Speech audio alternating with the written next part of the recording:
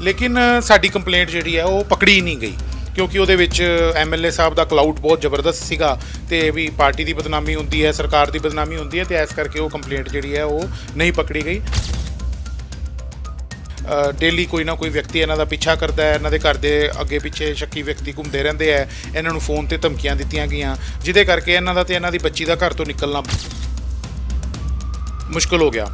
जिदे वास्ते असी protection of life and liberty आपकी सुरक्षा जान माल की सुरक्षा तो प्लस जोड़ा इन्हों के नाल शरीरिक शोषण होया जोड़ा कि 376 बलात्कार की कैटेगरी आ जाता है असी वो दोनों डिमांडों नाल रह के ते असी मानयोग हाईकोर्ट का दरवाजा खड़काया है।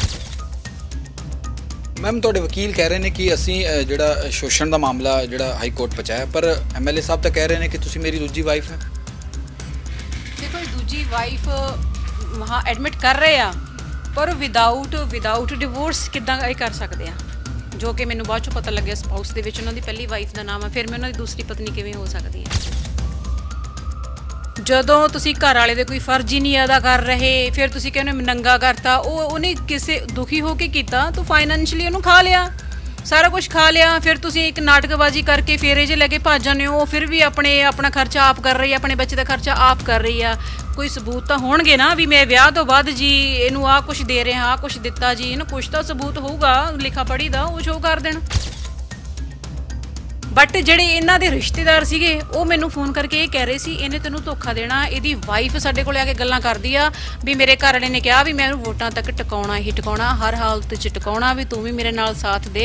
ਉਸ ਤੋਂ ਬਾਅਦ ਵਿੱਚ ਇਹ ਕੁਝ ਨਹੀਂ ਕਰ ਸਕਦੀ ਦੈਟਸ ਵਾਈ ਉਹ ਚੀਜ਼ਾਂ ਜਦੋਂ ਮੇਰੇ ਦਿਮਾਗ 'ਚ ਆਉਣ ਲੱਗ ਗਈਆਂ ਫਿਰ ਤੁਸੀਂ ਆਪਣਾ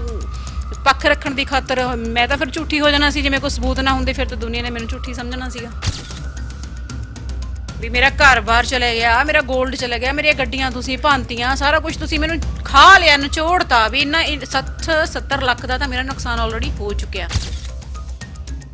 जिवें हुण MLA साहब की कल मेरे को एक वीडियो आई है जिहदे विच कहंदे मैं इहनूं डक्का नहीं देना तुसी एवें ऑफरां दे के आ गए मैं तो इहनूं डक्का नहीं देना जिहड़ा मेरा टांगा सड़क तो लाउणा ला ले वो कह रहे हैं कि तलाक लैना तुहाडे नाल जदों तुसी कह रहे हो विआह ही नहीं है फिर तलाक किस गल दा फिर डील किस गल दी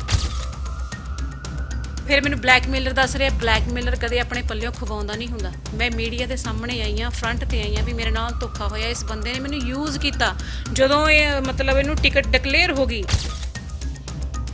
देखो जी रूलिंग पार्टी है मनदे हाँ MLA है बट मैं इन्हों अंदर तक जानदी हाँ भी इन्हां दे अंदरों इन्हां दा अग्गा छेर दा ते पिछा गिद्दड़ दा मैं इन्हां दे बड़े लू पॉइंट ने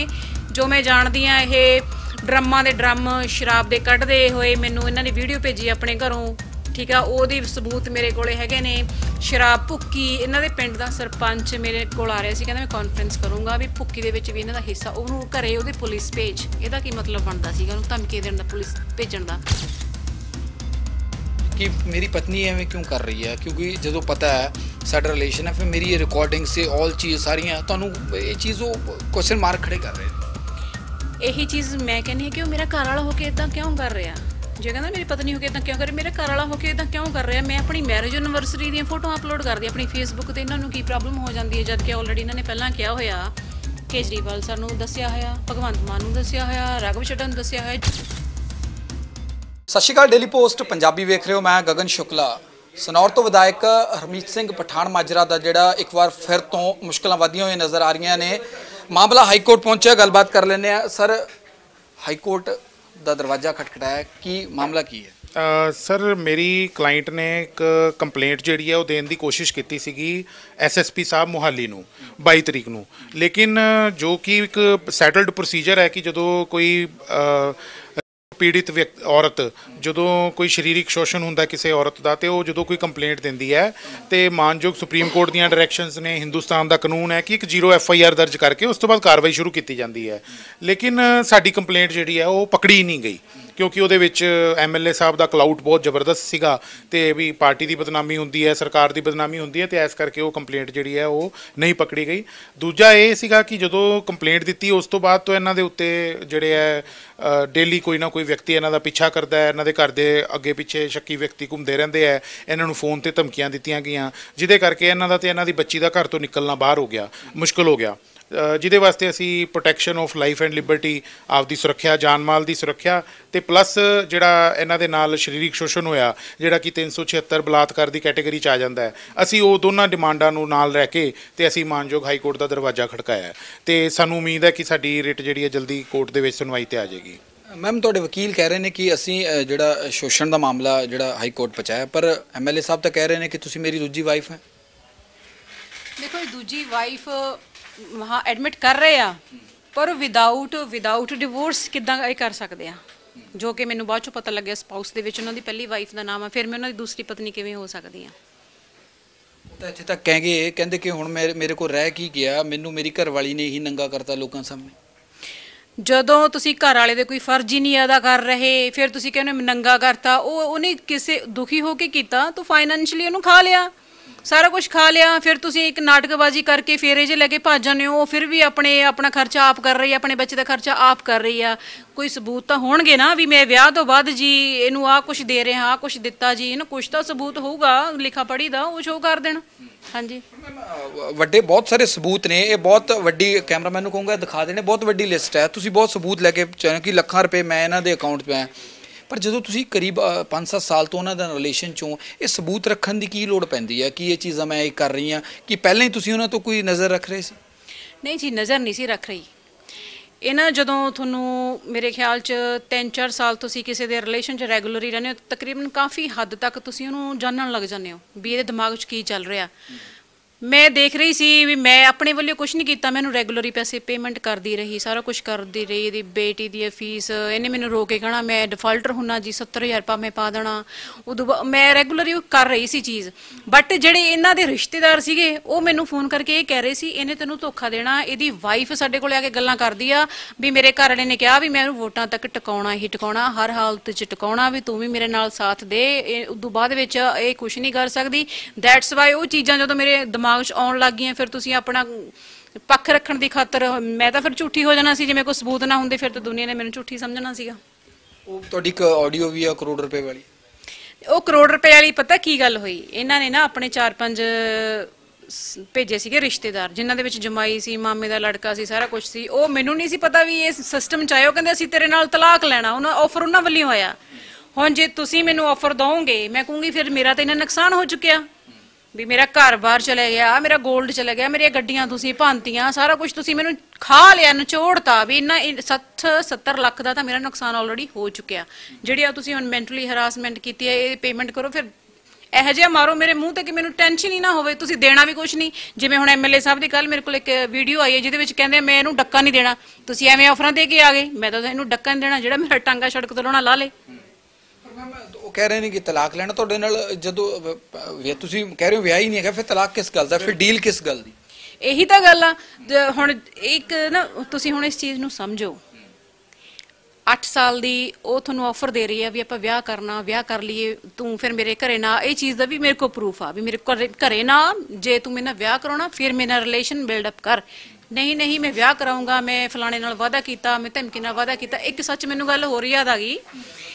ਇਹਨਾਂ ਨੇ ਕਿਹਾ ਇਹ ਐਮਐਲਏ ਬਣ ਕੇ ਮਤਲਬ ਇਹ ਕਹਿੰਦੀ ਹੈ ਵੀ ਮੈਂ ਆਹ ਕਰੂੰਗੀ, ਮੈਂ ਖੁੱਲਾ ਖਾਊਂਗੀ, ਮੈਂ ਜੇ ਕਰੂੰਗੀ। ਜਦੋਂ ਤੈਨੂੰ ਫਾਈਨੈਂਸ਼ਲੀ ਹੈਲਪ ਕਰ ਰਹੀ ਸੀ ਉਦੋਂ ਤੂੰ ਕੀ ਚੀਜ਼ ਸੀ? ਤੇਰੇ ਅਕਾਊਂਟਾਂ ਦੇ ਵਿੱਚ ਜ਼ੀਰੋ ਬੈਲੈਂਸ, 5-5 ਹਜ਼ਾਰ 7-7 ਹਜ਼ਾਰ ਸੀ। ਉਹ ਇਹਨੇ ਜੋ ਚੋਣ ਕਮਿਸ਼ਨ ਵੇਲੇ ਫਿਲ ਕੀਤਾ ਉਹ ਸਾਰਾ ਕੁਝ ਸ਼ੋਅ ਹੋ ਰਿਹਾ। ਇਹਦੇ 27 ਲੱਖ 30 ਲੱਖ ਦੇ ਕਰਜ਼ੇ ਸੀ ਇਹਦੇ ਸਾਹਮਣੇ, ਜਿਵੇਂ ਸਰਦਾਰ ਜੀ ਇਹ ਬਣ ਰਹੇ ਨੇ ਵੀ ਤੁਸੀਂ ਦੱਸੋ ਤਾਂ ਸਹੀ ਕਿੱਥੋਂ ਉਹ ਚੀਜ਼ਾਂ ਆਈਆਂ।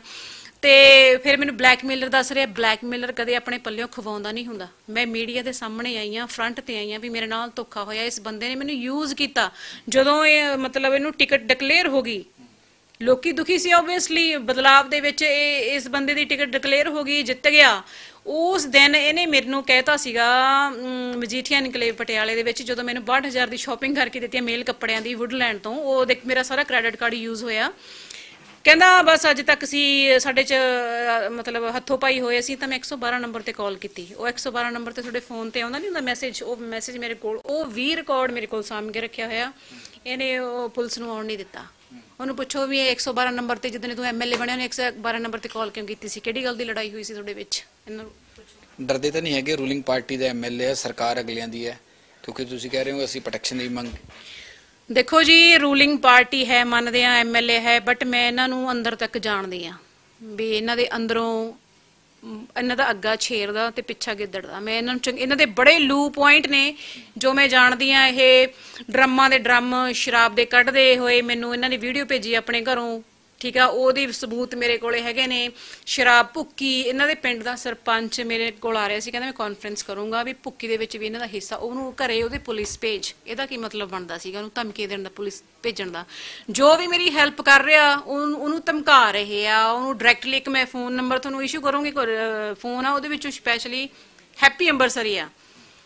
ਉਹ ਹਰ ਇੱਕ ਨੂੰ ਧਮਕਾ ਰਿਹਾ ਵਾ ਵੀ ਇਦਾਂ ਨਹੀਂ ਕਰੋ, ਚੁੱਪ ਕਰ ਜਾਓ, ਨਹੀਂ ਤਾਂ ਅਸੀਂ ਇਦਾਂ ਕਰ ਦਾਂਗੇ। ਇਹ ਚੀਜ਼ ਮੈਂ ਕਹਿੰਦੀ ਹਾਂ ਸਰਕਾਰ ਇਹੋ ਜਿਹੇ ਐਮਐਲਏ ਨੂੰ ਮੂਹਰੇ ਰੱਖੀ ਹੋਈ ਜਿਹੜੇ ਸ਼ਰੇਆਮ ਆਪਣਾ ਗੁੰਡਾਗਰਦੀ ਦਾ ਨੰਗਾ ਨਾਚ ਕਰ ਰਿਹਾ।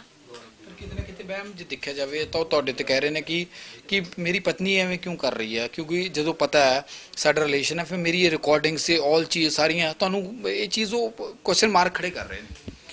ਇਹੀ ਚੀਜ਼ ਮੈਂ ਕਹਿੰਦੀ ਹਾਂ ਕਿ ਉਹ ਮੇਰਾ ਘਰ ਵਾਲਾ ਹੋ ਕੇ ਇਦਾਂ ਕਿਉਂ ਕਰ ਰਿਹਾ। ਜੇ ਕਹਿੰਦਾ ਮੇਰੀ ਪਤਨੀ ਹੋ ਕੇ ਇਦਾਂ ਕਿਉਂ ਕਰੇ, ਮੇਰੇ ਘਰ ਵਾਲਾ ਹੋ ਕੇ ਇਦਾਂ ਕਿਉਂ ਕਰ ਰਿਹਾ। ਮੈਂ ਆਪਣੀ ਮੈਰਿਜ ਐਨਵਰਸਰੀ ਦੀਆਂ ਫੋਟੋਆਂ ਅਪਲੋਡ ਕਰਦੀ ਆਪਣੀ ਫੇਸਬੁੱਕ ਤੇ, ਇਹਨਾਂ ਨੂੰ ਕੀ ਪ੍ਰੋਬਲਮ ਹੋ ਜਾਂਦੀ ਹੈ? ਜਦ ਕਿ ਆਲਰੇਡੀ ਇਹਨਾਂ ਨੇ ਪਹਿਲਾਂ ਕਿਹਾ ਹੋਇਆ,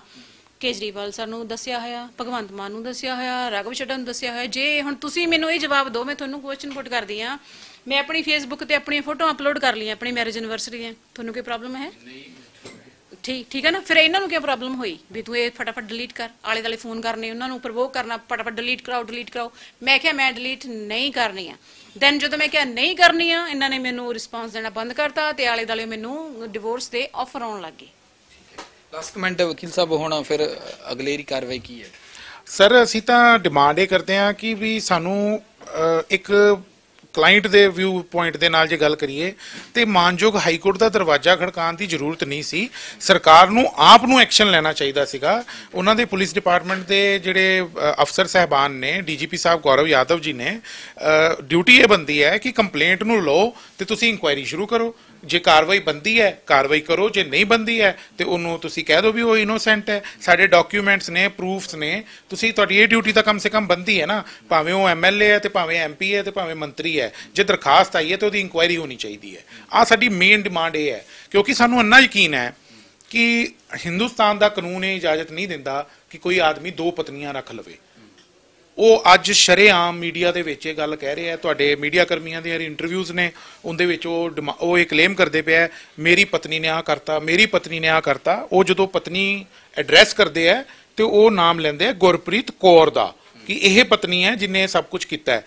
ਜਦ ਕਿ ਜਿਹੜੇ ਡਾਕੂਮੈਂਟਸ ਦੇ ਵਿੱਚ ਪਬਲਿਕ ਦੇ ਵਿੱਚ ਜਦੋਂ ਵਿਚਰਦੇ ਹੈ ਤੇ ਜਦੋਂ ਪਤਨੀ ਜਿਹੜੀ ਨਾਲ ਜਾਂਦੀ ਹੈ ਉਹ ਸਿਮਰਨਜੀਤ ਕੌਰ ਹੈ। ਤੀਸਰੇ ਨੰਬਰ ਤੇ ਗੱਲ ਆ ਜਾਂਦੀ ਹੈ ਕਿ ਜੀ ਵੀ ਮੈਂ ਤਾਂ 85 ਡਿਵੋਰਸ ਲਿਆ ਹੋਇਆ ਸੀਗਾ। ਜੇ ਤੁਸੀਂ 85 ਡਿਵੋਰਸ ਲਿਆ ਹੋਇਆ ਤੇ ਫਿਰ ਤੁਸੀਂ ਇੱਕੋ ਟਾਈਮ ਦੇ ਉੱਤੇ ਦੋ ਲੇਡੀਜ਼ ਨੂੰ ਆਪਦੀ ਪਤਨੀ ਕਿਵੇਂ ਕਲੇਮ ਕਰ ਸਕਦੇ ਹੋ? ਇਹ ਜਿਹੜਾ ਇਹਨਾਂ ਨੇ ਰਿਲੇਸ਼ਨ ਡਿਵੈਲਪ ਕੀਤਾ, ਇਹ ਧੋਖੇ 'ਚ ਰੱਖ ਕੇ ਕੀਤਾ। ਇਹਨਾਂ ਨੇ ਉਹਨੂੰ ਕਿਹਾ ਕਿ ਵੀ ਮੈਂ ਤਲਾਕ ਲਿਆ ਹੋਇਆ, ਤਾਂ ਉਸ ਔਰਤ ਨੇ ਆਪਦੇ ਆਪ ਨੂੰ ਸੌਂਪਿਆ ਉਸ ਬੰਦੇ ਨੂੰ। ਇਸ ਕਰਕੇ ਇਹ 376 ਦੀ ਡੈਫੀਨੇਸ਼ਨ 'ਚ ਆਉਂਦਾ ਹੈ। ਸਾਡੀ ਡਿਮਾਂਡ ਇਹ ਹੈ, ਆਮ ਆਦਮੀ ਪਾਰਟੀ ਤੋਂ ਡਿਮਾਂਡ ਹੈ, ਭਗਵੰਤ ਮਾਨ ਜੀ ਨੂੰ ਡਿਮਾਂਡ ਹੈ, ਗੌਰਵ ਯਾਦਵ ਜੀ ਨੂੰ ਡਿਮਾਂਡ ਹੈ, ਰਾਘਵ ਚੱਡਾ ਜੀ ਨੂੰ ਡਿਮਾਂਡ ਹੈ, ਜੋ ਵੀ ਪੰਜਾਬ ਦਾ ਇਸ ਟਾਈਮ ਇੰਚਾਰਜ ਹੈ, ਕਿ ਤੁਸੀਂ ਕੰਪਲੇਂਟ ਦੀ ਕਮ ਸੇ ਕਮ ਇਨਕੁਆਇਰੀ ਤਾਂ ਕਰਾਓ। ਭਾਵੇਂ ਉਹ ਤੁਹਾਡਾ ਆਪਦਾ ਐਮਐਲਏ ਹੈ। ਤੁਸੀਂ ਇਹ ਕਹਿੰਦੇ ਹੋ ਕਿ ਅਸੀਂ ਭ੍ਰਿਸ਼ਟਾਚਾਰ ਤੋਂ ਮੁਕਤ ਪਾਰਟੀ ਹਾਂ, ਤੇ ਫਿਰ ਤੁਸੀਂ ਇਹ ਕੰਮ ਕਰੋ। ਸਭ ਤੋਂ ਪਹਿਲੀ ਡਿਊਟੀ ਇਹ ਬਣਦੀ ਹੈ। ਇਹ ਸਾਡੀ ਡਿਮਾਂਡ ਹੈ ਜੀ। ਬਹੁਤ ਮਿਹਰਬਾਨੀ ਗੱਲਬਾਤ ਦੇ ਲਈ। ਸੋ ਮਾਮਲਾ ਇਸ ਵੇਲੇ ਜਿਹੜਾ ਹਾਈ ਕੋਰਟ ਪਹੁੰਚ ਚੁੱਕਿਆ ਤੇ ਵਿਧਾਇਕ ਸਨੌਰ ਤੋਂ ਵਿਧਾਇਕ ਨੇ ਜਿਹੜੇ ਪਠਾਨ ਮਾਜਰਾ, ਉਹਨਾਂ ਦਾ ਲਗਾਤਾਰ ਮੁਸ਼ਕਲਾਂ ਵਧੀਆਂ ਹੋਈਆਂ ਨਜ਼ਰ ਆ ਰਹੀਆਂ ਨੇ। ਔਰ ਕਿਤੇ ਨਾ ਕਿਤੇ ਜੇ ਕਿਹਾ ਜਾਵੇ ਤਾਂ ਇਸ ਵੇਲੇ ਬਹੁਤ ਸੰਗੀਨ ਆਰੋਪ ਇਹ ਨੇ ਕਿ ਬਿਨਾਂ ਡਿਵੋਰਸ ਤੋਂ ਦੂਜਾ ਵਿਆਹ ਕਰਾਇਆ ਤੇ ਮੇਰਾ ਸਰੀਰਕ ਸ਼ੋਸ਼ਣ ਕੀਤਾ ਹੈ। ਕੈਮਰਾਮੈਨ ਰੋਸ਼ਨ ਦੇ ਨਾਲ ਗਗਨ ਸ਼ੁਕਲਾ, ਡੇਲੀ ਪੋਸਟ ਪੰਜਾਬੀ।